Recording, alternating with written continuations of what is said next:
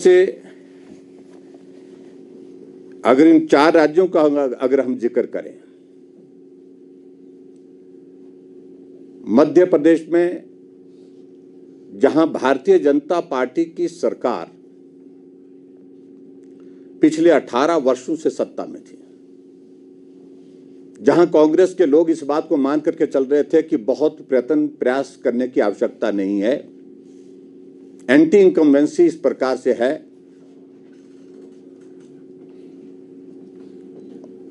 और वहां आसानी से कांग्रेस पार्टी की सरकार बन जाएगी। लेकिन हमारे लिए प्रसन्नता का विषय है कि मध्य प्रदेश में जिस प्रदेश को एक दौर में जब कांग्रेस का शासन था एक बीमारू राज्य के रूप में जाना जाता था, भारतीय जनता पार्टी के 18 साल के शासन में हर क्षेत्र में वहां पर प्रगति हुई और उस प्रगति को ध्यान में रखते हुए और नरेंद्र भाई मोदी जी के नेतृत्व को मजबूत करने की दृष्टि से फिर से भारतीय जनता पार्टी को प्रचंड बहुमत के साथ अपना समर्थन दिया वहां की जनता ने, और इसलिए वहां की जनता का भी हम आभार व्यक्त करते हैं। और इसी प्रकार से राजस्थान में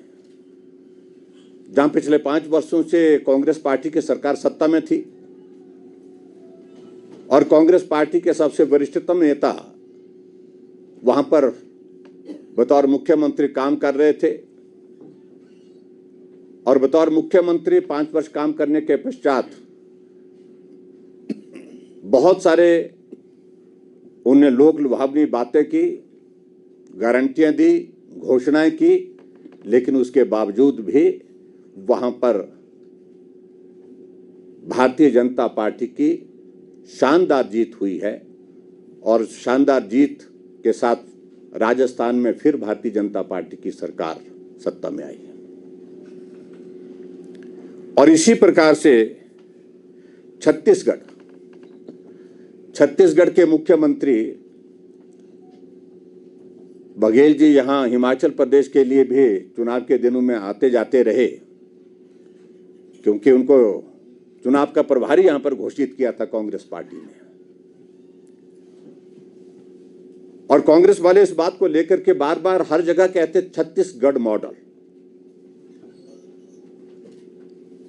लेकिन अभी हाल ही में जो चुनाव हुआ और उस चुनाव में छत्तीसगढ़ में 90 में से 54 सीटें जीत करके भारतीय जनता पार्टी सत्ता में आई और वहां के उप मुख्यमंत्री भी चुनाव हार गए।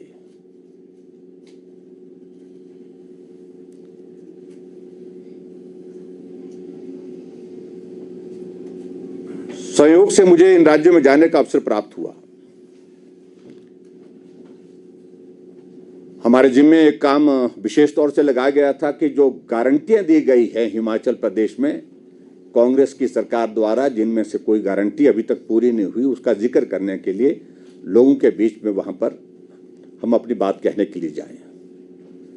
मुझे चारों राज्य में, जिन राज्यों का मैं जिक्र कर रहा हूं, तेलंगाना में भी जाने का भी मौका मिला, राजस्थान में भी जाने का मौका मिला और छत्तीसगढ़ में भी और मध्य प्रदेश में भी।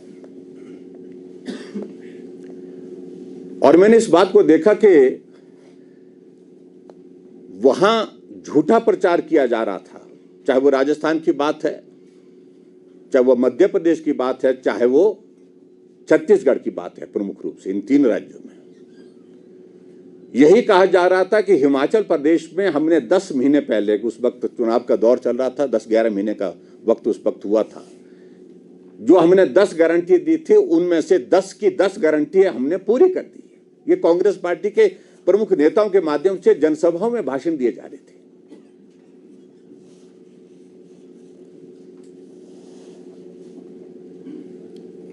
लेकिन हमने भी अपनी बात वहां पर पत्रकार वार्ताओं में अनेक जगह रखी और सही मायने में इन राज्यों में, विशेष तौर से जो 2 राज्य जहां पर कांग्रेस पार्टी का शासन था,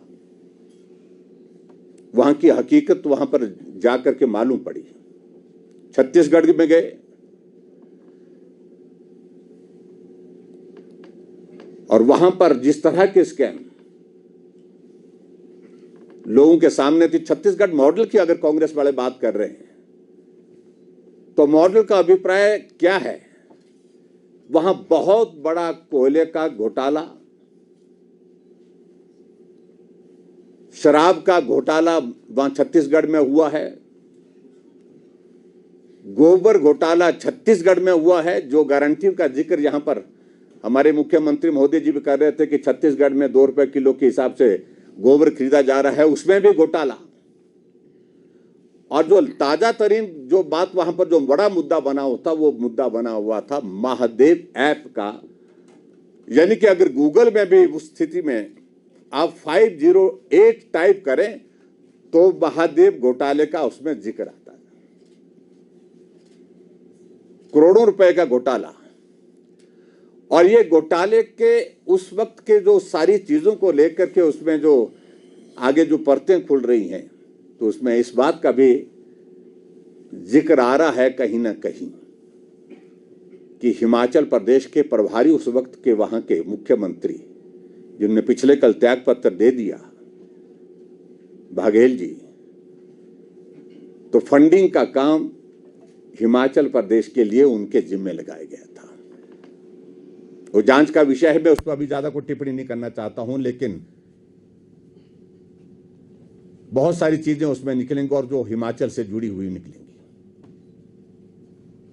हिमाचल